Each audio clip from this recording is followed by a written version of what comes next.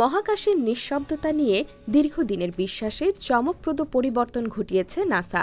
সম্প্রতি নাসার একটি গবেষণায় উঠে এসেছে মহাশূন্যে প্রতিনিয়ত শব্দ হচ্ছে। এই শব্দগুলোর উৎস হিসেবে গবেষকরা সেগুলোকে একসঙ্গে গাইতে থাকা বিলিয়ন বিলিয়ন মানুষের গানের মতো বর্ণনা করেছেন।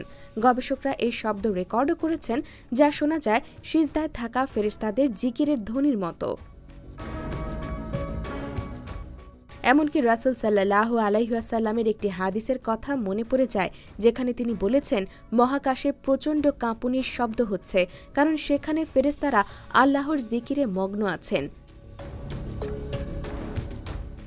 1400 বছর আগে মহানবী সাল্লাল্লাহু আলাইহি ওয়াসাল্লাম এই শব্দের বর্ণনা দিয়েছিলেন, যা এখন নাসার গবেষণায় প্রমাণিত হয়েছে। নাসার গবেষণায় মহাকাশের বিভিন্ন কণা এবং নক্ষত্রের রেডিয়েশন থেকে এই শব্দের উৎপত্তি হয়, যা ইলেকট্রোম্যাগনেটিক ওয়েভ আকারে থাকে এবং পরে শব্দ তরঙ্গে রূপান্তরিত হয়।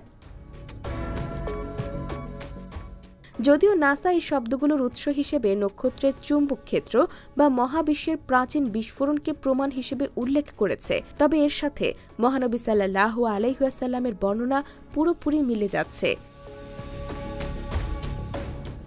এবারের এই আবিষ্কার প্রমাণিত করেছে যে মহাকাশের সেই শব্দ আসলে ফেরেশতাদের জিকিরের ধ্বনি হতে পারে, তবে এর প্রকৃত উৎস আল্লাহই ভালো জানেন। এসব তথ্য তুলে ধরে একটি প্রতিবেদন প্রকাশ করেছে Bangla vision. IBTV USA, New York।